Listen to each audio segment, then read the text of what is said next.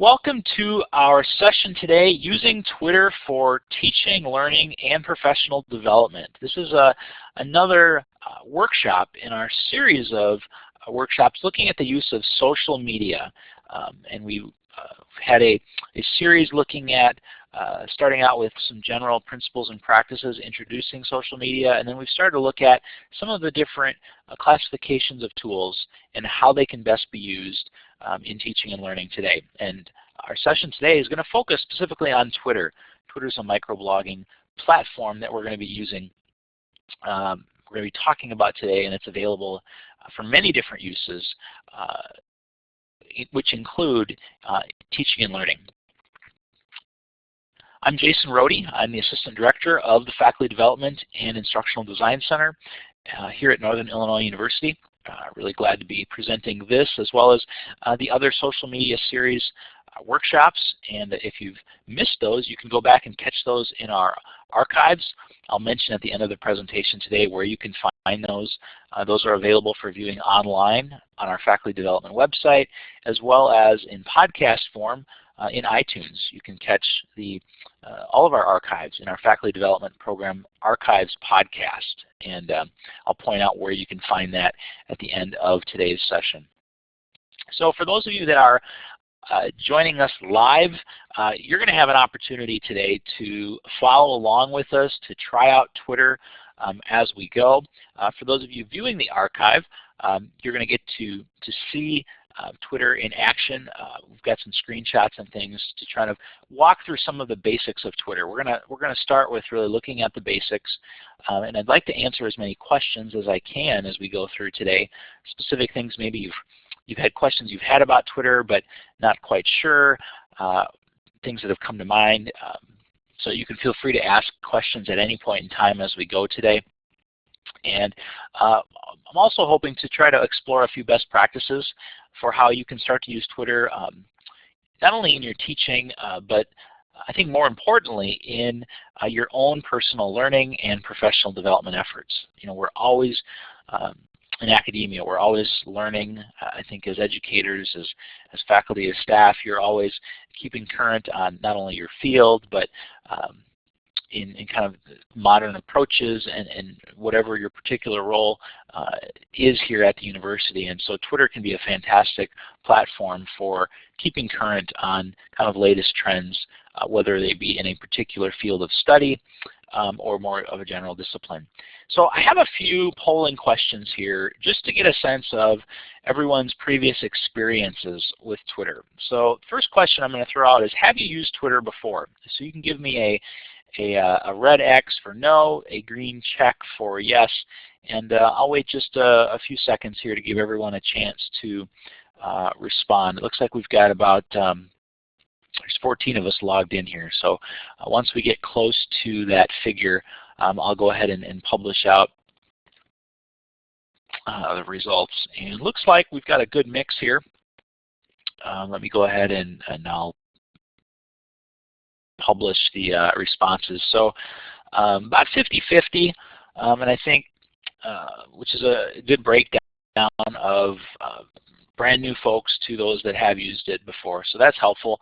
Second question, so for those of you that maybe haven't used it before, let me go ahead and clear the results. Have you set up a Twitter account already? And I know many of you have, and I see the usernames being put in the text chat here. Which is great, and we will then be probably shooting you some tweets as we go through the session here today. And yes, the hashtag for those of you that are following along is Twitter for TLPD, and I put that back in the text chat. Joe, you do have it correct in there as well, so thanks much. So it looks like most of you have set up a Twitter account, which is great. I'll go ahead and publish these out results as well for the sake of our archive here. So just about everybody has, and if you haven't, that's fine. There's really no requirement today that you have to have a Twitter account. This can simply be for more of information purposes. But for those of you that do have a Twitter account, you'll be able to participate, like I said, during the workshop. next question, do you use a smartphone or a tablet? So it could be either personally or maybe the university's assigned you one and you use that. Let me clear the results here and let you go ahead and respond there as well. One of the real benefits of Twitter and other microblogging platforms is the fact that they are very, very mobile friendly. In fact, Twitter was really initially developed to be used with phones, even before smartphones became so prevalent. And if you happen to have a smartphone or a tablet, you can very easily use Twitter in those platforms, on those devices. It certainly does work great as well, just from within the web browser, which we'll be talking about here today as well. But it is very mobile friendly. And educators have used Twitter as a platform in which to engage students on mobile devices within the classroom. And I'll mention that as we go through our session here today. So good, interesting mix here with 50% of you saying that you do, and then the rest not. So another good mix as well. And then last question, and I'm going to change the, let me go back here. I'm going to change the polling type. Let me go ahead quickly and change this to an ABCD option here. So if you could self-rate your proficiency with Twitter. So A meaning you're a newbie, you're brand new to Twitter, maybe you've never used it before, or maybe you have an account but you've really never gotten in and tried it. A novice being you've set up an account, maybe you followed a few people, maybe you've posted a few tweets, but that's about it. C, you're a power user. You check Twitter maybe at least weekly, maybe you post periodically, you feel comfortable with many of the features. And D, you're a pro. You tweet regularly, you use hashtags, you share links, and you engage in conversations with others. All right, so looks good. We've got primarily novices here with us today, and I'll go ahead and put out the polling results just so we can have our archive can see those. So primarily, most of you noting that you're a novice, you've got an account, and you're just barely getting started. And so the basics that we're going to cover today, I think, should be very applicable to where you're at. And so this is really helpful info for me as well. So thanks, everybody, for just kind of sharing a little bit of your experiences. So those of you that do all have Twitter accounts, like I said, as we go through today, you're welcome to try tweeting along with us. And oftentimes you see maybe advertised on TV, sports channels. It seems like everything nowadays has a hashtag. And that term is really referring to calling something that starts with the pound symbol, or another term for that, the hash. That's why this is called a hashtag. It's just a term, a word, a label that has a pound symbol in front of it. And that makes it a clickable link within a message on Twitter. And when you include a hashtag with a message, when somebody reads that, they can click on that or tap on it if they're on their mobile device, and they can then see a collection that's kind of organically created of all the other messages that other people have posted using that same tag. So what's nice about that is the fact that you don't have to friend someone like you would on Facebook. You don't necessarily even have to follow them in order to kind of see this organic collection that has just dynamically been created of people with a like-minded interest. So with all of you, those of you that are participating live today, or if you're viewing the recording and you'd like to chime in and make a post, if you include this hashtag, the pound symbol Twitter for TLPD, all one word, if you put that somewhere in your post, we'll be able to do a search and easily see all of those posts. The only caveat being you have to have your account public. If you have it locked, if you have it set so it's completely private, this searching doesn't just automatically work. But we'll get to see that in a little bit. My plan is to actually bring up and share with you my smartphone and the Twitter app running on it, so you can see what that what that looks like. So if you want to jot that Twitter hashtag down, or again refer to it in the text chat as we go along, you're welcome to kind of be looking at Twitter or posting there while listening to me if you'd like. So as we jump in today, before we actually start looking at the nuts and bolts of Twitter and talk more about the uses of it, for those of you that perhaps haven't participated in some of our other social media series workshops, in our Introduction to Social Media workshop, we laid a pedagogical framework for the use of social media in education. And kind of as I see using technology for socially engaged online instruction, which is really a trend we're seeing more and more, the technology reducing barriers and allowing students to engage with one another. There's really 4 primary tasks, if you will, or roles that I see social media playing an active part in.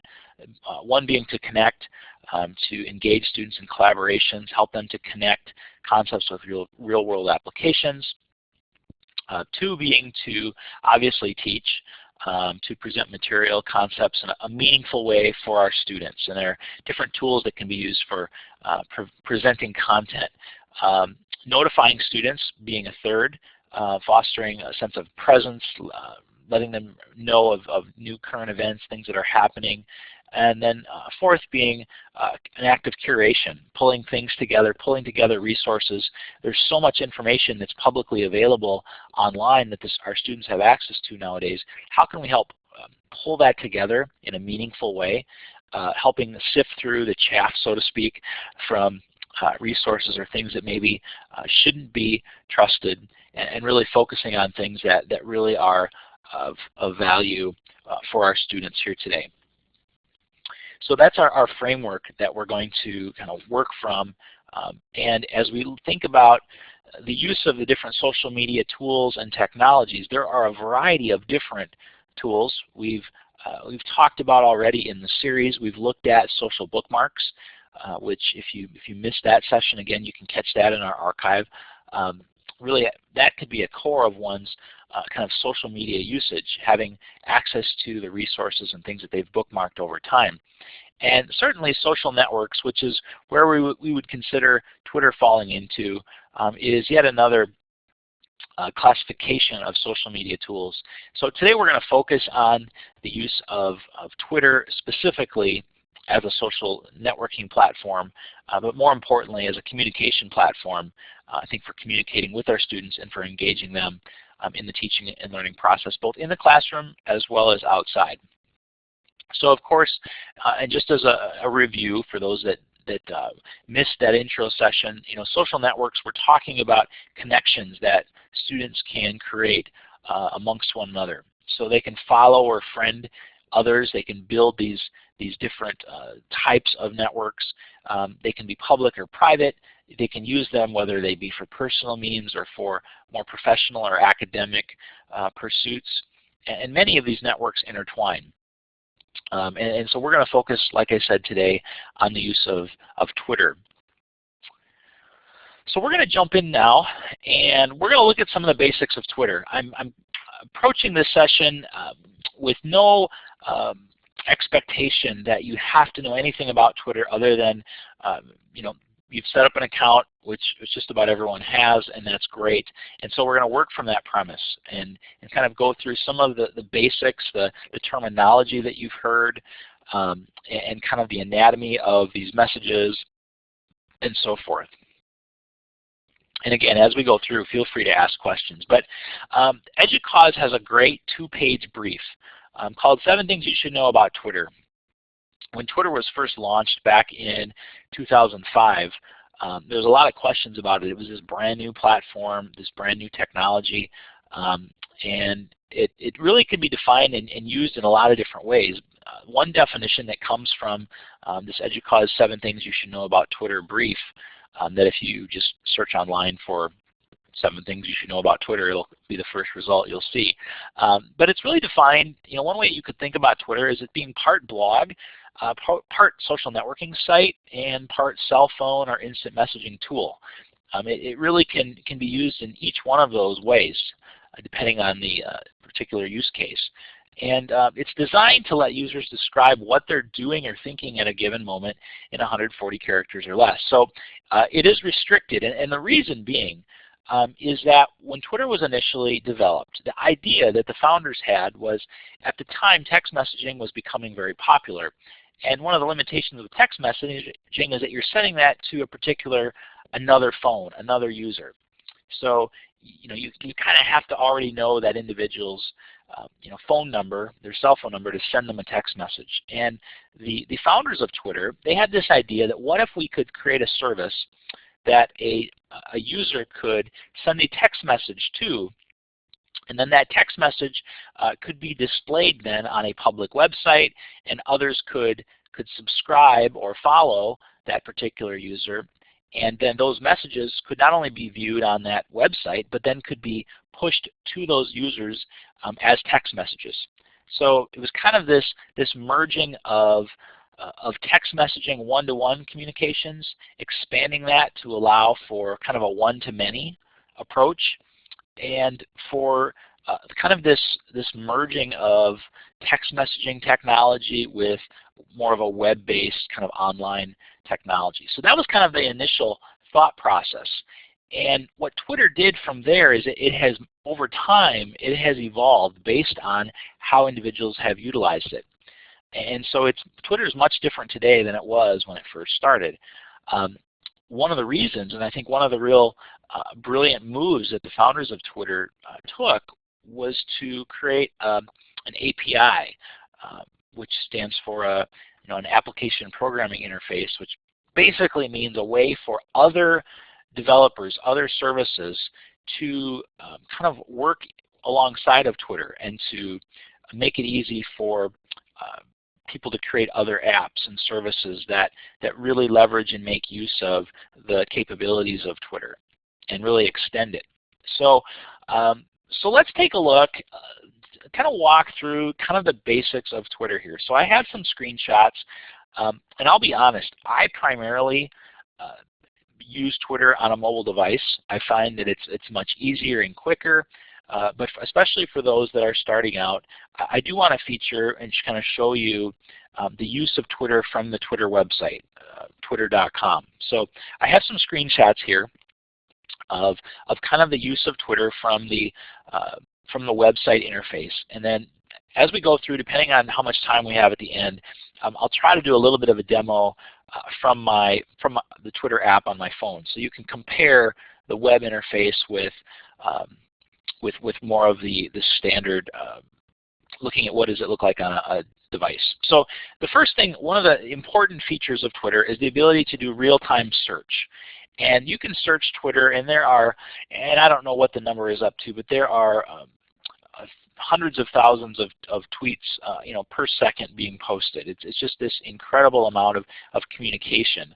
And whereas traditional instant messaging and other types of technologies that we've had for a long time have really been one-to-one or more of a one-to-a-few, depending on how many followers you have. One could be speaking to millions of people.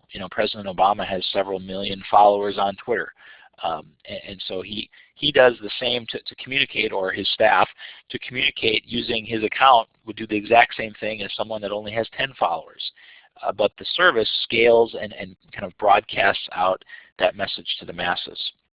One of the real powerful features of Twitter is the ability to do a search. So here you see on this screen that I've done a Twitter search for our hashtag for today, which is #Twitter for TLPD. That's our session hashtag. So because we've given that out and kind of agreed upon that, I've set that as this is the tag we're going to use. By doing a search for that keyword, that hashtag, we can see what everyone is saying kind of in real time utilizing that tag. And so this is a powerful way to see for a particular topic, what are people talking about. And when you see shows, things on TV, this is real popular nowadays.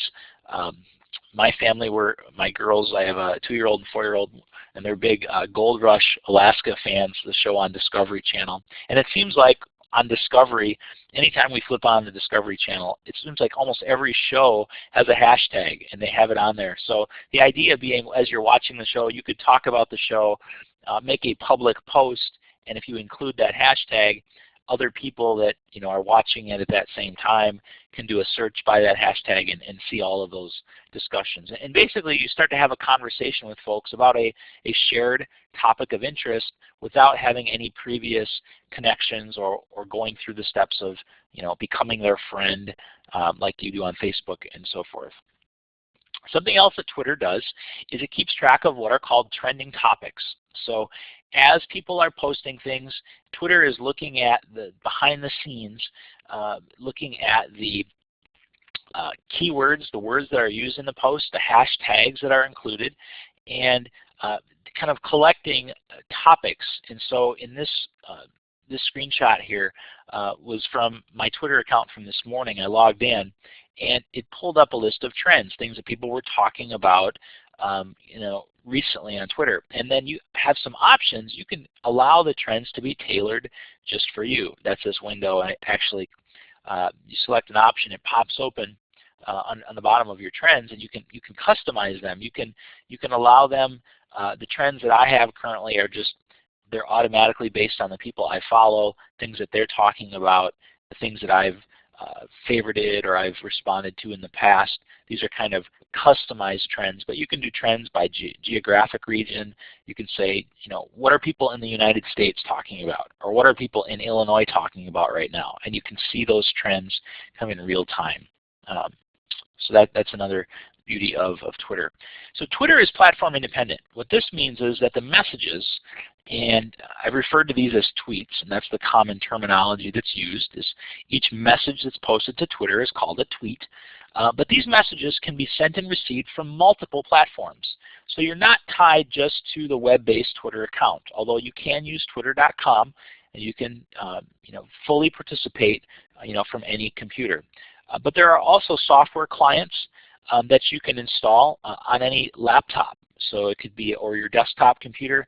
You could have a piece of software that runs just like your email client. At the university here we have GroupWise running on our computers all day, and so when we have new emails come in, of course, that pops in. You could have a Twitter client that you could easily take a look at new tweets from people you follow, and you can post and respond and so forth. There are also Twitter apps really for any smartphone or tablet that are free. So no matter what, if you have any type of mobile device, guaranteed you'll be able to install a free Twitter app that will then let you use your Twitter account to follow and respond to tweets from that app, from that device. And you can also still use Twitter by SMS, so text message from even a simple phone with a text messaging plan. You can send and receive messages that way. That's certainly not probably the preferred means nowadays, but it certainly is still possible. That's how Twitter started, and you can still tweet via text message. And what's really powerful is the fact that that same Twitter account can be accessed from any of those platforms that I just mentioned. So you don't have to have a different account for a different type of device. It's one account, one service that you can use on any platform that you prefer. So of course the website twitter.com, this is where you go and you set up an account. And when you set up an account, you also set up what's called a profile. And those of you that are on Facebook, you're familiar with that process of, you put in a photo and some information about yourself. And you can choose to put as much or as little about yourself as you wish. And then once you're logged into Twitter, you see the tweets from people that you follow. So this column here on the right, so on the left there's these modules where I can see a quick snapshot of my profile. I can put in, I can compose a new tweet right from here. And on the right, these are the listing in real time of the tweets from the people that I follow and kind of what they are saying in real time. Andrew, I see your question here. If I have my phone app for Twitter linked to my personal Twitter account, can I also get my professional account linked? I really like those not to get mixed. You absolutely can on your phone. Andrea, you can install, for example, the free Twitter account, the free Twitter app. You can use multiple accounts. So I personally have the account I'm going to share with you today is what I consider my professional account that I use in my teaching and my work here at the university, but I do have a personal account, and so you can send and receive, and you can keep those completely separate. You could have your personal account be private, that only people you approve can get access to, whereas maybe your professional one is more open and you only post things related to your professional endeavors.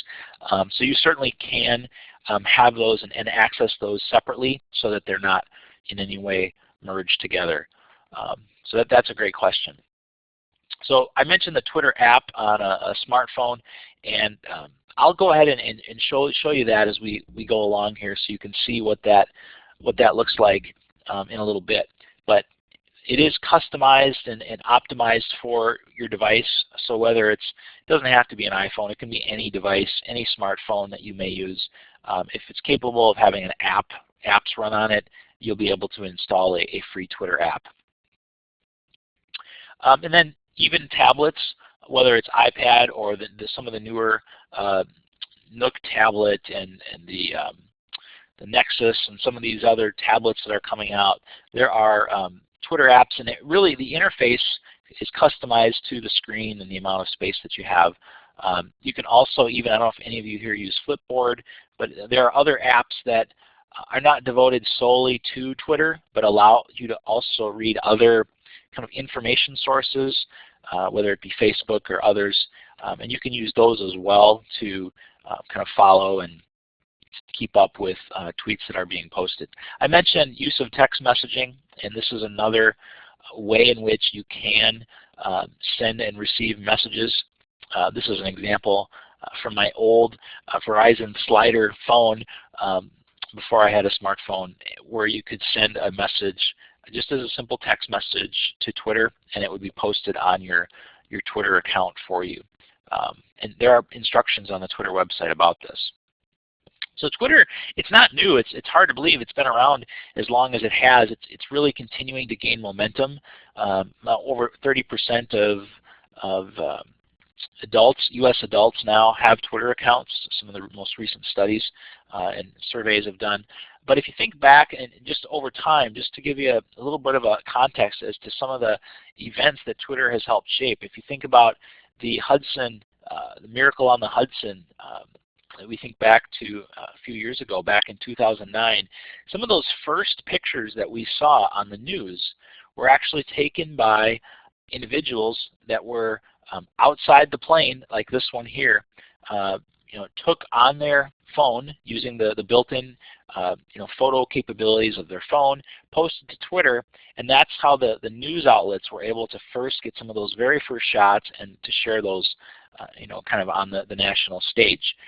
And Twitter is much more than just even text. You can post photos, videos. There are services that work with Twitter where you can just say, I want to attach a photo, and when it gets posted, that photo gets uploaded to a service that hosts it, and the link points directly to it. So you can post a lot of rich media, not just text, but certainly photos, video as well.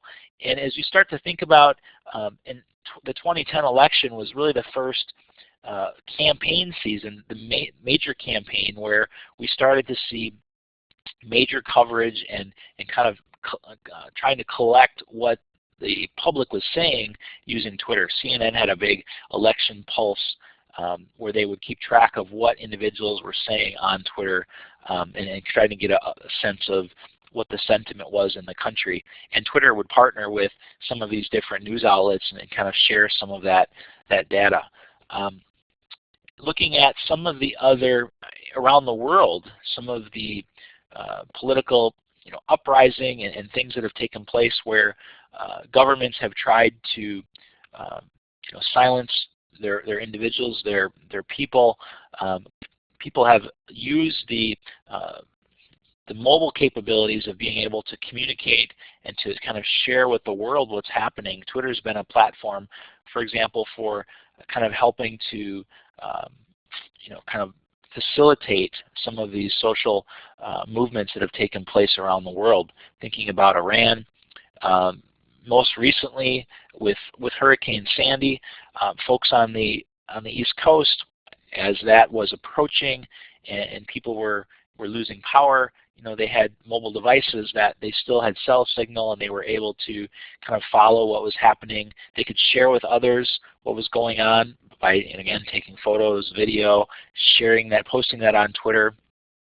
People were using the hashtag Sandy, and when they were talking about Sandy, and being able to kind of communicate and let the world know what's going on. So it's really a unique form of communication. So on Twitter, when you set up an account, and so getting back to some of these basics, one of the things you do is you can follow others. And this is generally would be individuals that you want to see the things that they're posting. It doesn't matter what this specific topic is, you trust them as a source and you want to follow them. So for example, you could follow our Faculty Development and Instructional Design Center. We're on Twitter. Our username is just @FacDev.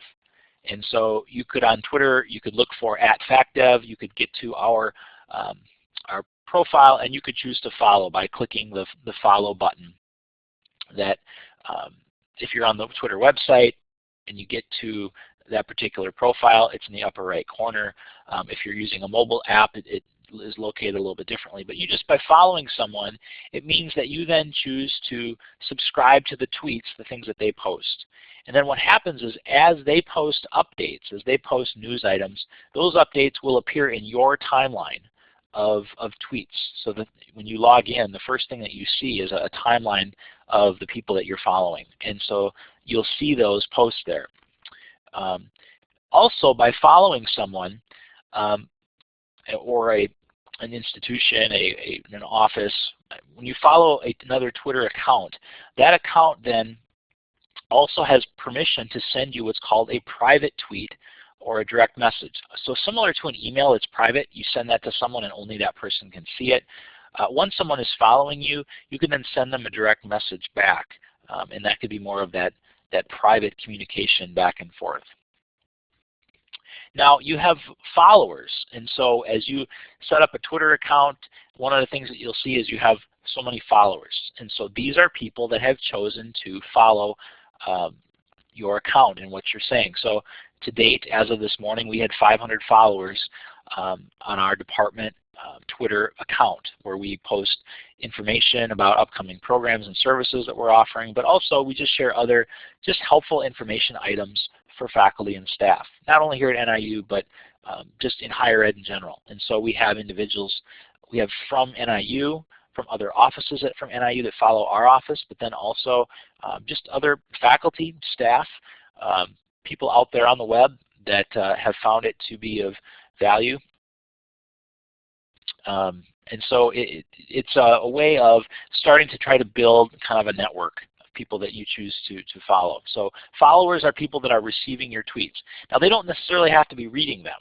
And that's the other thing we're going to get to, is on Twitter you can do a lot of scanning where you're not maybe drilling down and clicking on every link or reading in depth, but you're able to get a sense of what's happening in real time, what that conversation is.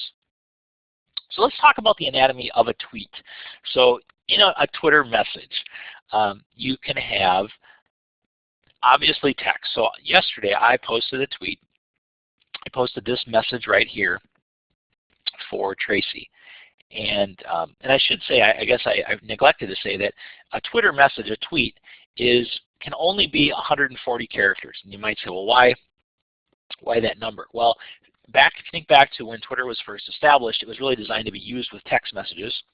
And Twitter accounts, Twitter usernames could be up to 20 characters. So the 140 character limit for a Twitter message is because that would allow for that many characters of a message, along with up to 20 characters of someone's Twitter username, so that could all be sent in a single text message. And that's why even today, Twitter messages are still only 140 characters. So this is a Twitter message, a tweet, and you'll notice that a couple of different places here I have had an @ symbol. So at and then NIU Live, which happens to be NIU's official Twitter channel, Twitter account that you can follow to see things that are being tweeted about the university. And then I introduced earlier Tracy Miller, our newest colleague in faculty development. I put an @ symbol and then her username, and then also kind of our department name here. So each of those are actual, by having the @ symbol directly in front of someone's username, that's a working link, and I can click on that. You can on your computer, or if you're on your mobile device, when you access that link, it would take you directly to that person's account. And this is called a public mention as well. So they are going to see that you've included their username in the post.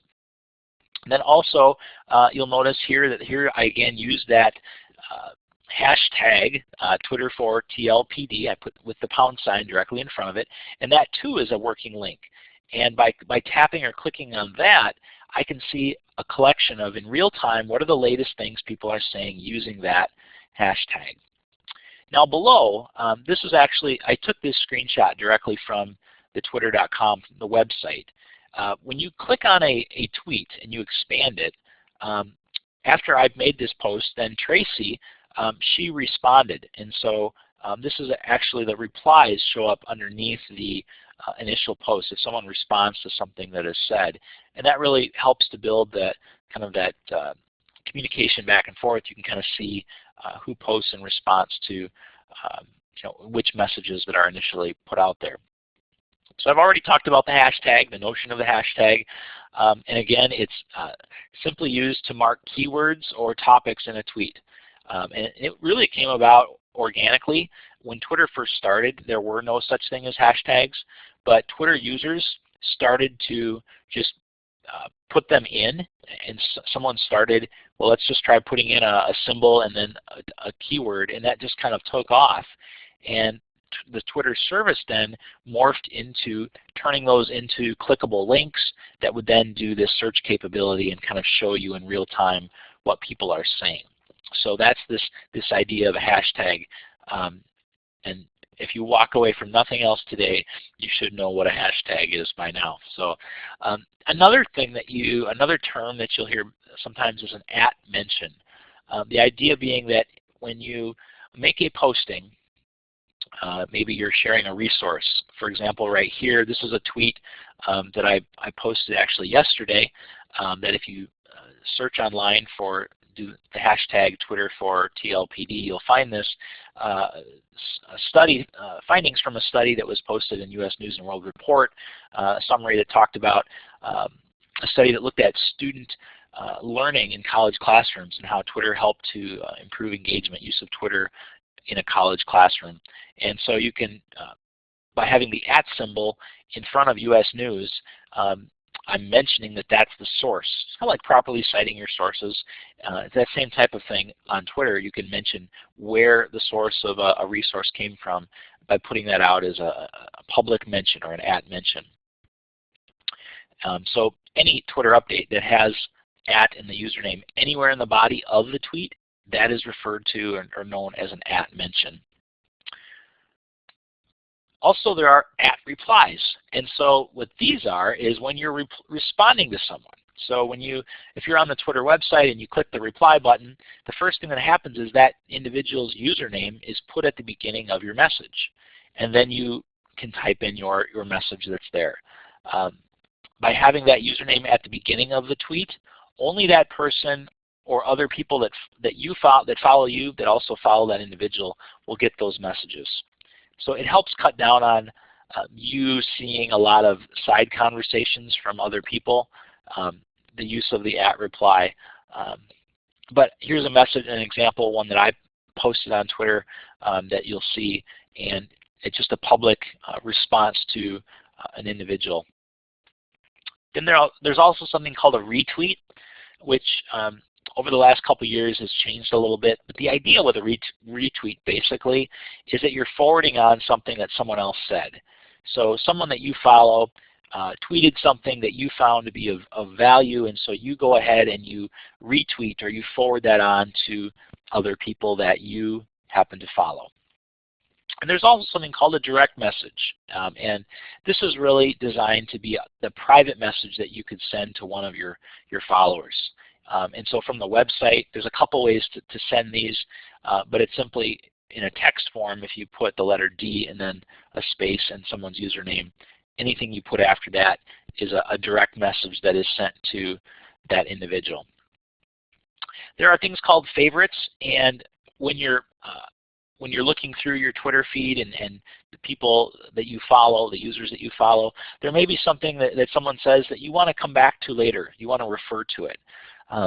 Similarly to like bookmarking something, you can favorite a tweet, and then it shows up in your list of favorites. So when you're logged in, you can go to your profile and you can go to your favorites.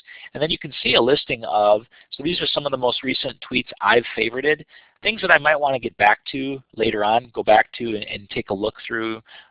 There was a link here about an iPad program in the UK that I wanted to take a look at. I didn't get a chance to read it when I first saw it, but I wanted to favorite it so I can come back to it later on. So you simply tap a little star icon by a tweet, and then you can favorite it. And finally, lists. Lists are ways that you can collect users. So for example, we have a list that is made up that shows the tweets from any of our staff at our center. And individuals that have Twitter accounts can create lists, which are kind of subgroupings of users. So we just covered a bunch of technical things, and if we had the whole afternoon, we would go through and we would try each one of those particular techniques and types of tweets. And we're not going to get a chance to do that, but I'll showcase a few when we take a look on my smartphone in just a moment here. But why tweet? So why, as an educator, why is this something that you might want to consider? It's a great way. Twitter is a great way to expand your personal learning network. To broaden your horizons. It's a great way to see what's happening right now in the world and in your discipline.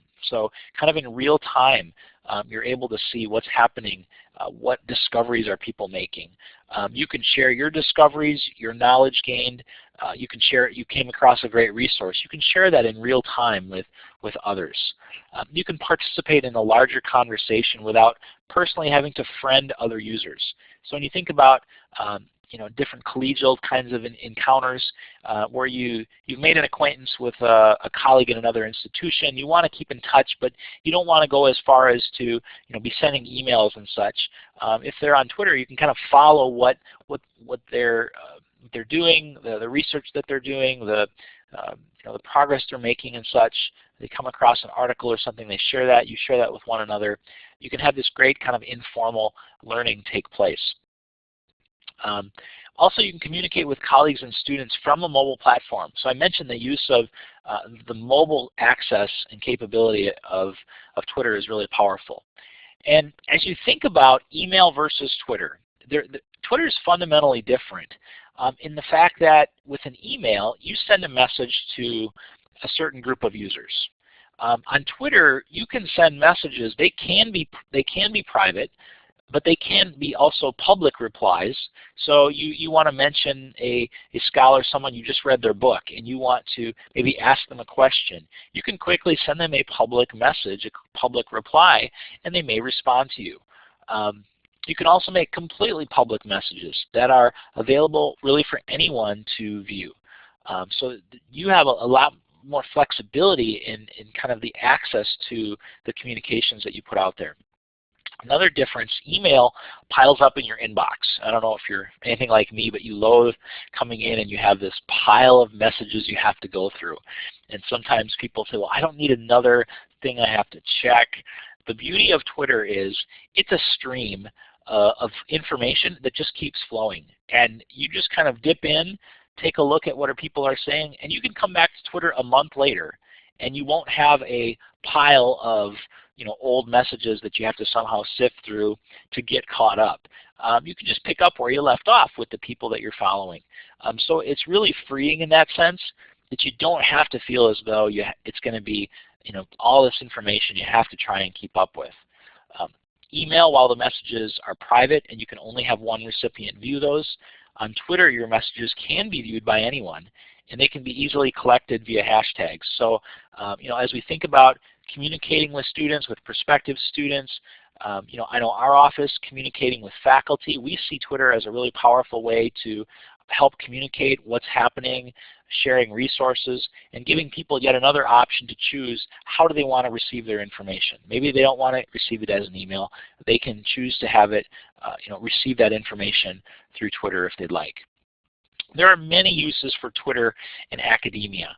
One of the most prevalent, especially for academics, is many conferences nowadays have a published hashtag for that conference.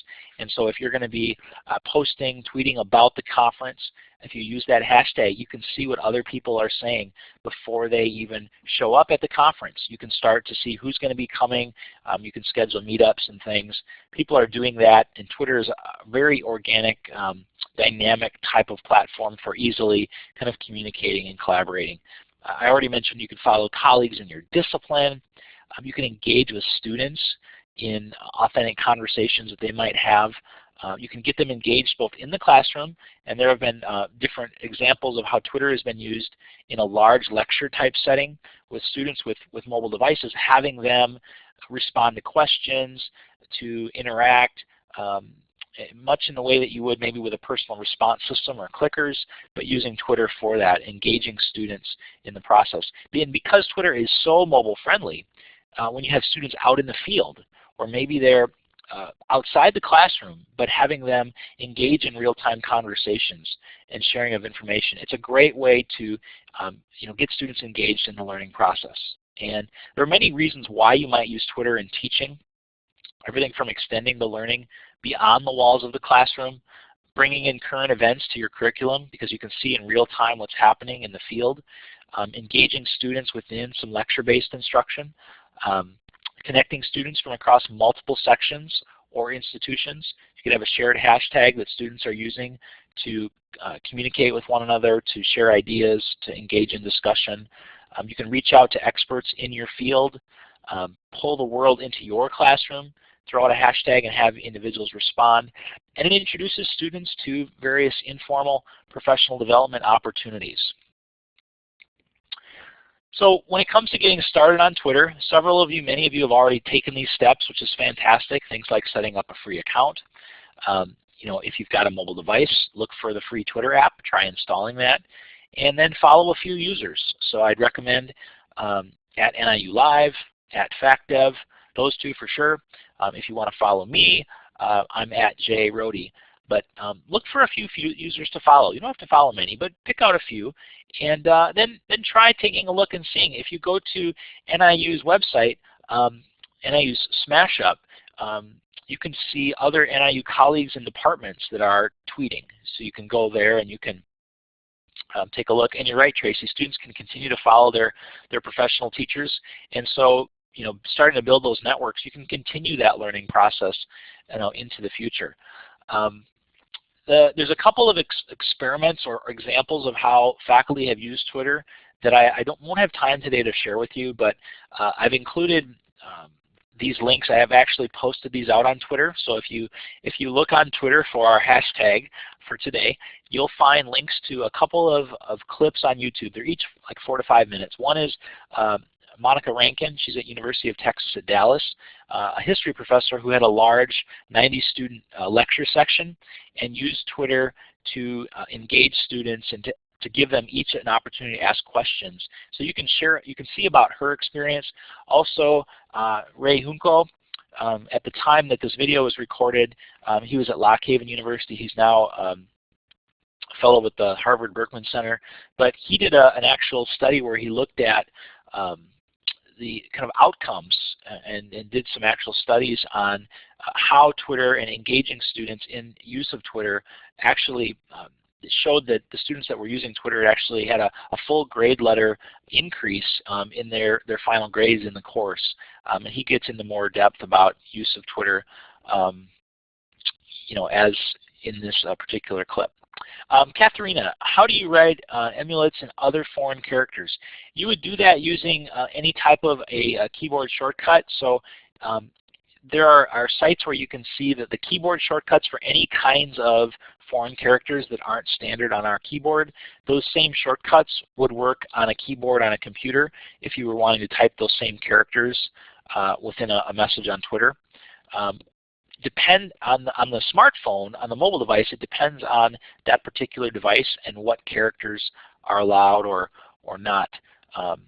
And sometimes different keyboards on the smartphones or tablets, they have different shortcuts to how you can show those different characters.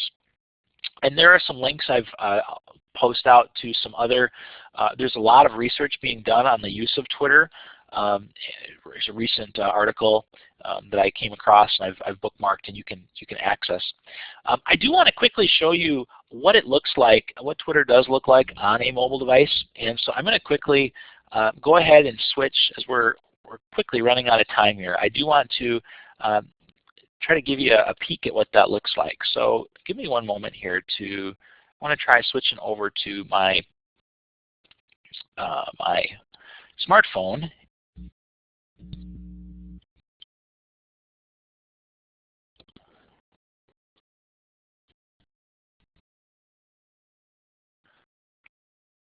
All right, so we're going to start App Share here here in Blackboard Collaborate, and you should see the Twitter app on my phone, and the use of the hashtag search here. You can see as I scroll through, I'm looking at just kind of a custom search. Here's a post from Deb, and I can refresh, and I can see some of the other posts, tweets that people have made using the hashtag Twitter4TLPD. So I see the post from Andrea here.